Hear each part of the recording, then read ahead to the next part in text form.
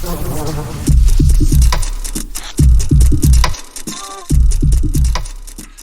to the Scandinavian Mind podcast, where every week we talk about how technology is transforming the lifestyle industries.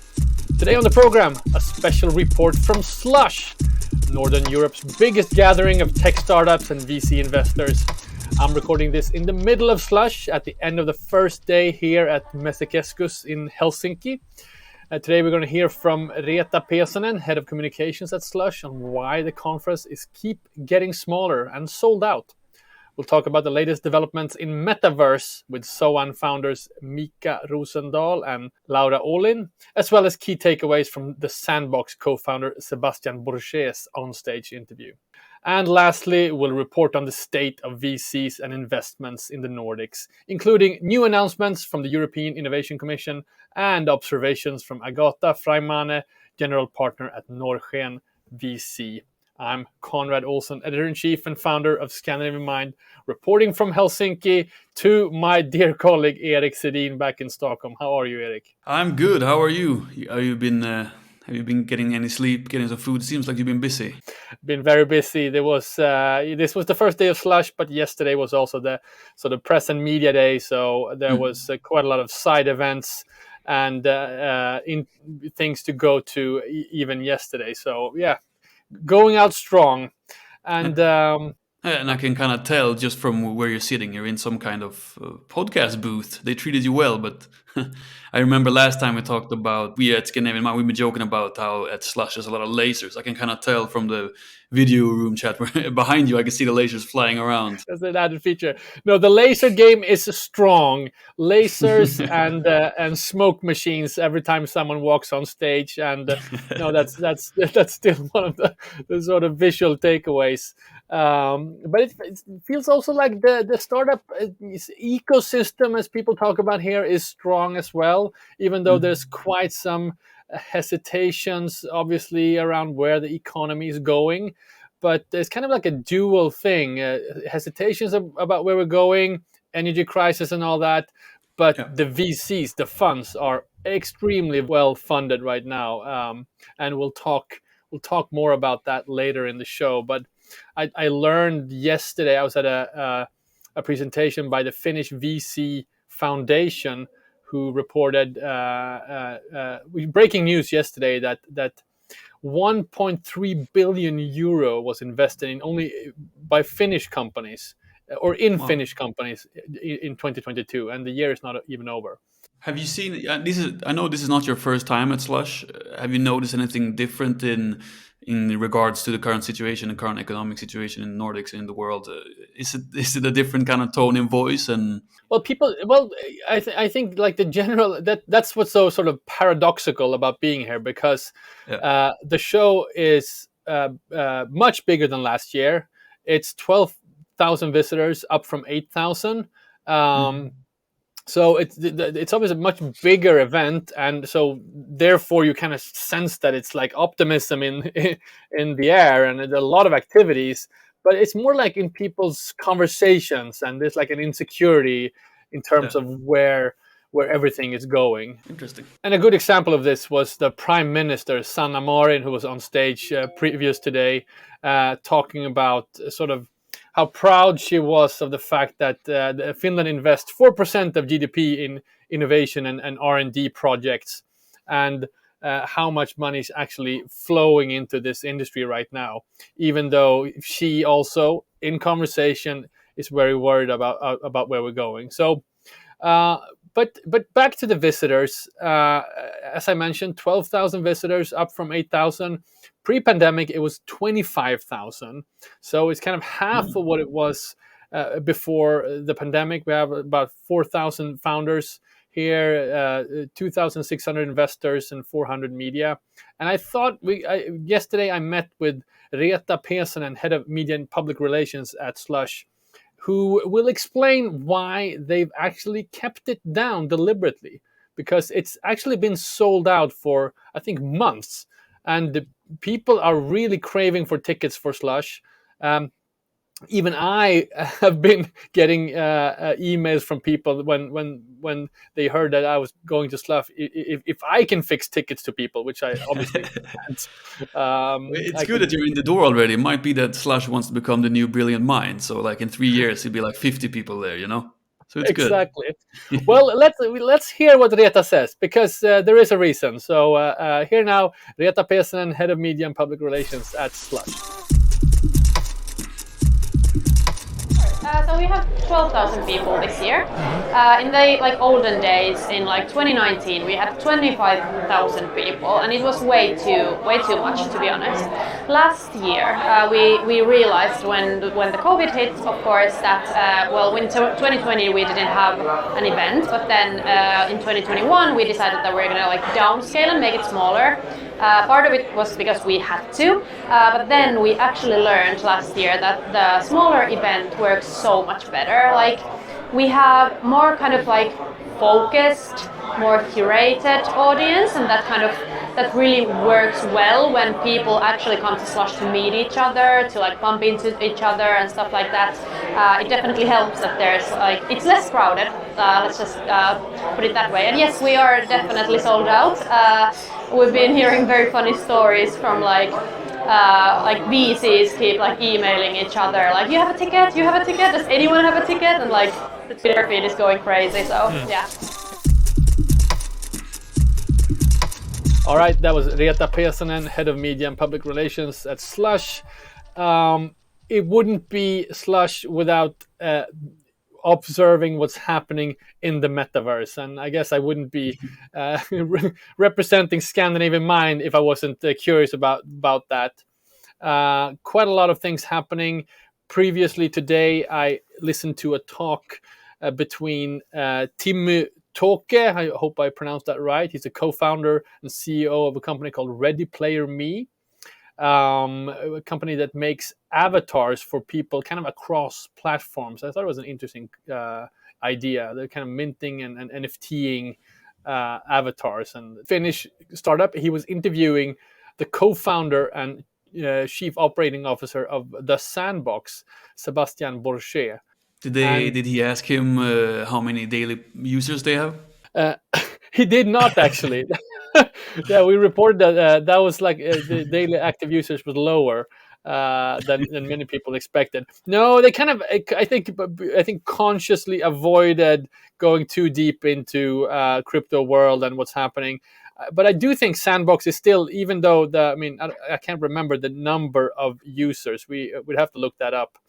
But there were some articles around that recently. But it is actually an interesting company, and they started Sandbox 10 years ago, so way before anyone talked about the metaverse. And he actually said on stage that he was an overnight success, 10 years in the making. They've been playing around with creating gaming companies previously, and sort of saw that we're going to go into more virtual worlds. And when he started reading up on blockchain and crypto, also saw that we'll be able to own our assets in these worlds. But they also mentioned a few words around what brands should do in the metaverse. So I thought we'd just play a short clip from that. So brands is typically one part of the strategy to achieve that, to bring exciting experiences through the content, the characters, the stories, the location that people are already familiar with, and for them to interact in a more meaningful manner with their favorite characters, etc. And for the first time, because Sandbox is a very user-generated content platform, they can take those content, use them in the game maker, mix them, take many of their favorite brands to create a mashup game if they want, or a mashup experience, and monetize it the way they want as well. That's a strong first value proposition. The second thing is brands are looking at new ways to reconnect with consumer. They kind of exhausted of that relationship that the Web 2 platform has been imposing them, and not having access to their consumer data, not being able to communicate or target them, and offering content where like attention span is in the range of like few seconds to a minute at best, and like our interactions are limited to like, share, retweet, and maybe comment. Users want more interaction, and they find those interactions in virtual world. Like they can chat, they can interact, they can socialize, they can express themselves with an avatar, they can carry real emotion. And on average, we're seeing users spend 20 minutes, 30 minutes in virtual world, which is like incredible in terms of time and attention if you compare to any other media or format. And we want to keep pushing those creative interaction through as well, like the way like the avatar is going to move, the animations, the emotes, the kind of action that we can do as a group in a land. And then once we've retained those users for the brand, those users will keep staying in the virtual world and explore other content made by the creators themselves. And that's how we drive more audiences and more users, so the creators can also benefit from them and fully maximize the potential of the creator economy, where because they own the content and they receive the majority of the revenue from the value they bring, like in case of Sandbox, 95%, not 30%, not 70%, 95%, then like the creator economy will take off, and all those virtual worlds should like become, I believe, like the next wave of the internet. So yeah, interesting. I also seen that on our own Instagram stories, you've been seeing a lot of panel talks from a lot of previous Scandinavian Mind people that we've been interviewing and stuff. Interesting to see. One of them, Olin from Zoan. Can you talk about that? We've been really interested about them. Speaking of the metaverse forever and what they're doing over there. Oh yeah, I think they're really pioneers in this, and I think they're super talented. Laura, obviously, we had her portrayed in the third issue of Scandinavian Mind that came out in March. She was also on the podcast earlier this year, so it was really nice seeing them again. I met Laura and the co-founder Miikka, co-founder and CEO Miikka Rosendahl. They had a presentation around their latest developments. I mean, obviously, Zoan is the photorealistic metaverse. They're really far ahead in terms of technology. They talked about some interesting things. I think one of them was he predicted that every company in the future will have some sort of need some sort of game developer in-house, like we today have kind of like people responsible for the website. It's going to be, game developers working at insurance companies and stuff like that. Yeah, that's a funny thought. I thought that was an interesting observation. Yeah, out of respect for the brand, I was at a press breakfast the other day, and a brand told me that they're doing that exact thing. They have to find game developers for doing the digital fashion shows and digital fashion clothes. Like, who's gonna design these worlds? They also showed some cool renderings of, we've been talking about AI-generated films, AI-generated images. They showed some examples of AI-generated sort of virtual worlds, and kind of saying that, all virtual worlds, all metaverses in the future won't be developed like by 3D artists. They will actually be generated by, guys like you and me who don't know anything about 3D art and development and programming, but there are now tools developing similar to DALL-E that sort of generates these worlds, which I thought was really fascinating. Wow. Anyways, I couldn't help myself, so I did a short interview with Laura and Miikka, about 5 minutes, talking about where they stand right now with their technology. So let's listen to that. All right, so now I'm here with Miikka and Laura of Zoan in their offices in central Helsinki. On a side event of Slush, you've just introduced the status of your Cornerstone land. So, Miikka, maybe you can just give an overview where you're standing with Cornerstone land before we had it on the podcast. I think it's 6 months ago or something. So, what's happened since then?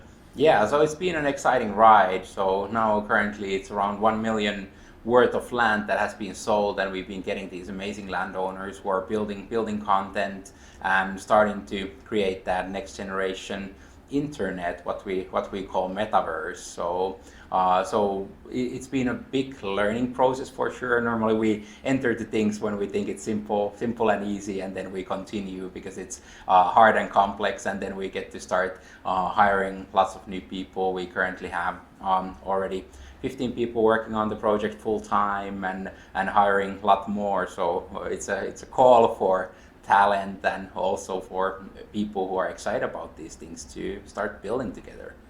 Laura, maybe you can say something about the amount of slots you have sold on the land, where you are in terms of usage. It's not officially open yet, but you have still sold parts of the land, right?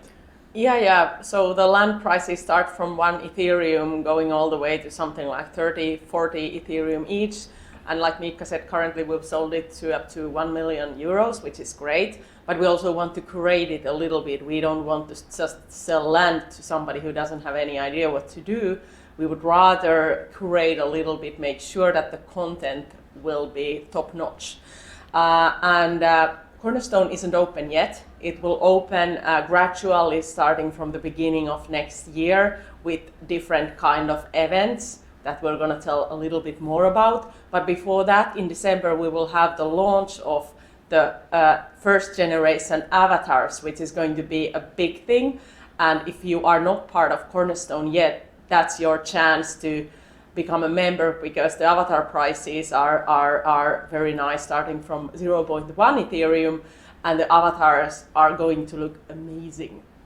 Good to hear. And Miikka, you mentioned before in your little presentation here that you have a vision that every company that enters the metaverse kind of need to become developers themselves. What do you mean by that? Yeah, so what we've been seeing that as now there's the new Generation Z and Alpha who are coming in, and they have been native gamers of just being born and raised with these new technologies, and now this is how they want to experience the brands and different organizations, and so it creates a pressure for companies and brands to start building their own games, which in a way is part of the metaverse. And we will see in the future of companies not just hiring the CMOs, the chief metaverse officers, but they will actually start having the metaverse departments of game developers. So it's an exciting times, and we're in a similar age than when internet started, and people are entering and don't know exactly what works. And same thing for us, like we don't know exactly what works. We have learned a lot of things that doesn't work and some things that work, and this is a journey that we're doing together with the clients and figuring out and doing these successful and exciting content. So I think for the general public, it's obviously been a steep learning curve about the metaverse for the past maybe 12 to 18 months or so. You mentioned some new technologies entering metaverse environments like Cornerstone, specifically AI test beds, which I thought was really interesting. There's a lot happening in tools like DALL-E and so forth. You're experimenting with that as well? Yeah, so we're currently concepting and even collaborating with some of the leading AI artists in the world. So they are concepting buildings for our landowners and also our public areas, and that will allow us. Currently, it's a manual process to then model those, but we will see a future where this will be more automated. That you just prompt something and you will be seeing that building and creation come into existence in the metaverse. And finally, Laura, a question to you. You also mentioned in the presentation now about the importance of building a strong foundation in terms of legal and finance. You even mentioned Nordic values as a foundation for building Cornerstone land. Can you talk about that?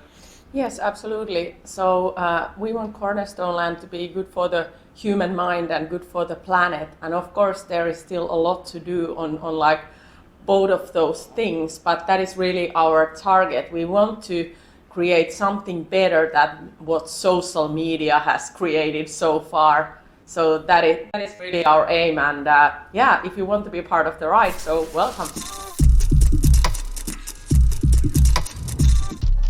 All right, that was Miikka Rosendahl and Laura Olin of Zoan, which I met in their offices yesterday in central Helsinki. So we talked previously about sort of the state of investments right now, the state of VC companies. I met with one of the founders of EQT Ventures kind of on the floor here, Ted Passion, they just announced that they closed a 1 billion euro fund. Other VCs I'm talking to, InVenture, Maki VC, to Helsinki-based, they are raising money. So as I mentioned at the top of the show, there's kind of like this dual messages going on, that people are hesitant about the economy, people are worried about layoffs and so forth. Enormous layoffs happening in Silicon Valley right now. For instance, with Facebook laying off 11,000 people just the other day. So this, of course, affects the dialogue right now. On the other hand, it seems to be a lot of money floating around.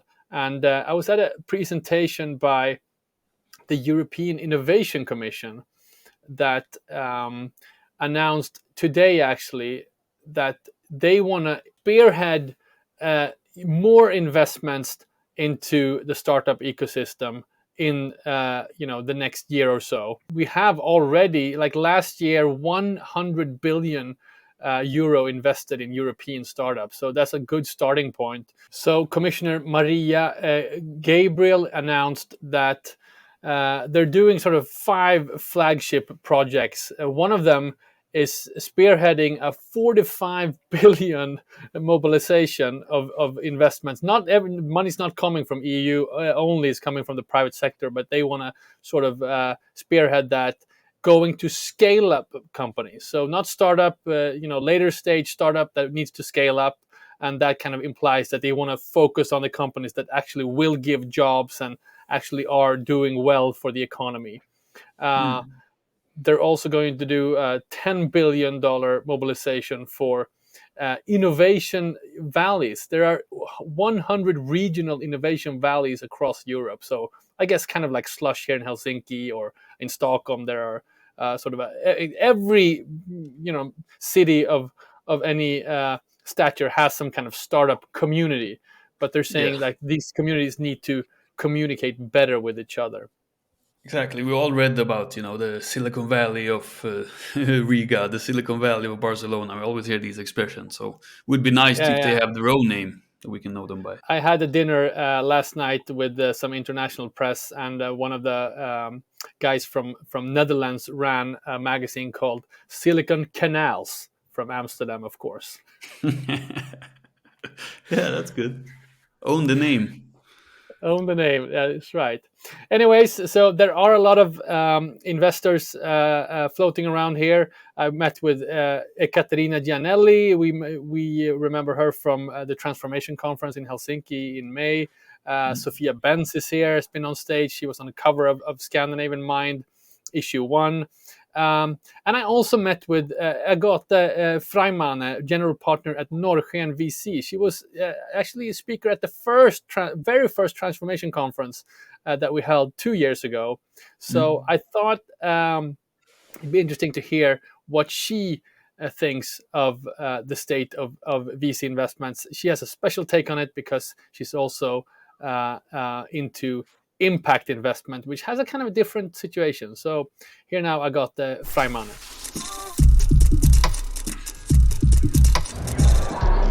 All right, so I'm standing here at Slush with Agate Freimane, general partner at Norrsken VC. Agate, it's so nice to see you again here on the floor. What's your general impressions this first day at Slush? Well, it's always good to come back. It's interesting to see all the investors, startup, LP community coming together. But at the same time, I'd say probably the sentiment is a little bit cautious, maybe a little bit pessimistic, because of course everyone's feeling that something's changing in the markets, and let's say a lot of investors and companies will be pressure tested over the next years to come. Right, so I wanted to have your take on that, because on the one hand it seems like there is money out there, there are funds that are announcing new funds that seem very sort of, the coffins are well filled. On the other hand, there is this kind of hesitation in the market. I've spoken to other VCs that says like we're still funding companies, we're just not really funding the ones that have an obvious bad business model, or so there's another hesitation. What's your take on it? What's your temperature? I mean, I think a lot of big funds were raised before we sort of went officially in a downturn. So yes, there is definitely still money out there. There is dry powder that needs to be deployed in startups. But as with any downturn, in the downturns there is a certain flight to quality, and we definitely are seeing that, and we'll continue to see that there is generally that money is trying to find quality. So what we have seen, we've seen a little bit of the submergence, that the top tier companies are probably being seeked out even more, and the rounds for the top tiers can be even more competitive. But at the same time, for the market on average, it is taking longer for startups to pull off their fundraising rounds. They need to put, if 2021 you could raise a fund around start to finish in a month, in exceptional cases even start to finish in a week, then we're not quite seeing that pace in the current market. We're going to talk about your specific angle in a moment, but I just want to hear your take. We heard the European Commission earlier today announcing they want to deploy 4 to 5 billion into specifically scale-ups, because we need to kind of get the companies going, so to speak, not just startups and ideas. Just we need proper scale.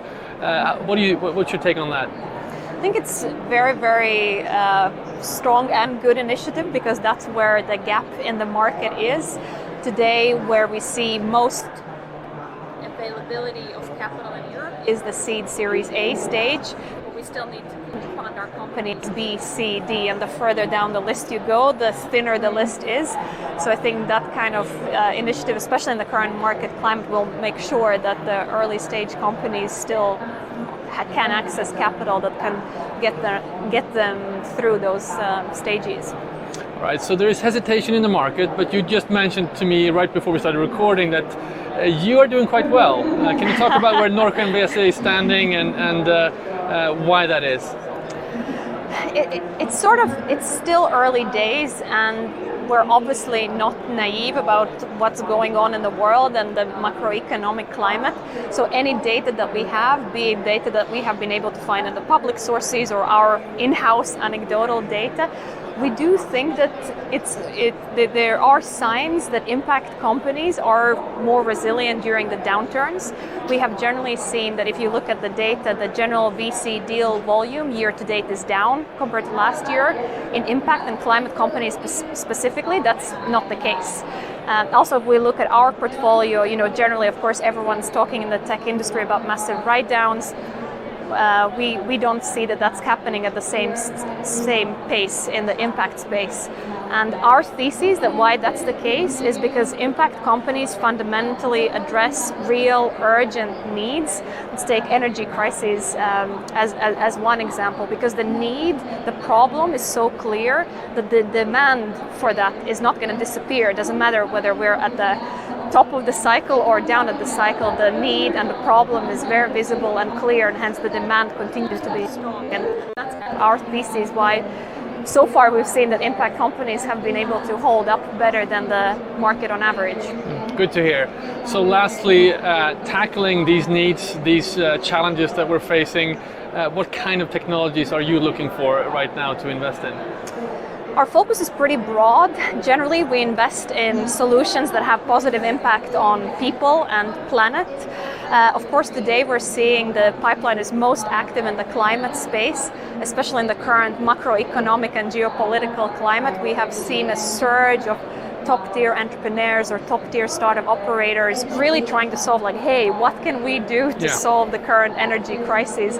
And we're seeing a lot of exciting business models being started in that space, from ways to help us balance the grid, for ways to transition faster to renewable energy and all the related offshoots of that. So I think it's if there is going to be a really positive thing that's going to come out of all of this, is that I think we're going to leapfrog our energy transition by a decade, because we're forced to do it in the current climate. Let's end on that positive note. Agate Freimane, thank you so much for sharing your insights. Thank you. All right, that was Agate Freimane, general partner at Norrsken VC. Yeah, it's been an intense day. I feel like I've been here for a week. I'm sitting now, it's 6 o'clock in Helsinki. I'm sitting in a small podcast booth on the fair. Of course, they have a fully equipped podcast booth here. Is there anything you're curious about, Erik, that we should end the show with? Yeah, I was going to know, speaking of startups and all these people that you talked about that invest into different startups and stuff, have you heard someone being extra on everyone's lips? Have you seen someone speaking on stage and be like, oh, I didn't know about these people? I can start while you think. I've been watching the YouTube video. They have a live stream, a great live stream during this whole day. So you and Roland, you introduced me to Vestiaire, the secondhand... the French secondhand store, Vestiaire, yeah. Yeah, and then they had their founder on their YouTube channel. I watched a lot about that, so I thought that was interesting. But maybe you have someone has caught your attention, big or small. Yeah, absolutely. There are a lot of companies going on, and I think actually this is the wrong day to talk about it because tomorrow is the big pitch day where they will announce. They have 100 companies that's up for. Presenting their ideas, and there will be a winner announced at kind of like this hour tomorrow. So we'll have to get back on that. But there was a great presentation by a Finnish founder called Antoni Anjebonam, if I pronounce that right. He had an app called Very, which is about sort of tracking your health span of your body. We know though that obesity and other ailments and ailments in the human body is a huge issue, and not least in the United States. He had a really compelling presentation that I was really impressed about. There's also kind of like an insider's story within the startup community. There's a brand called Miro, which is like a co-creation platform that pretty much every founder, every startup uses. And it's great for sort of remote working. If you don't have a whiteboard to stand next to, you use Miro. During the pandemic, they grew from 4 million users to over 40 million users. So that was also a very interesting company to look at.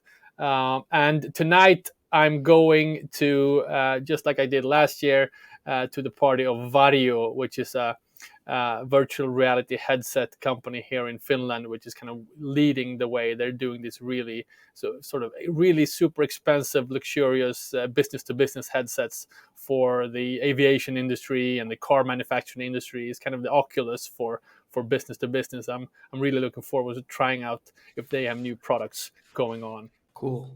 Yeah, I'm jealous. I wish I was there. Maybe next year. We're going to have to bring the whole team. There's so much inspiration and so much energy happening. And I do think we have a role to play. There should be more talk of things that are related to fashion and the design industry. I feel like there's a blind spot here that we could perhaps contribute with. Anyways, this is Konrad Olsson reporting from Helsinki. I feel like I'm almost doing this live. And I'm quite tired actually, but I'm gonna continue my day here in the evening with some side events. But I thought we put together a good show. So we'll certainly come back to many of the people and companies that we've found here on Slush and have them on as guests in future episodes. Until then, don't forget to sign up to our newsletter. Visit scandinavianmind.com/newsletter and stay updated on our social feeds. Erik, thank you so much. Thank you. See you.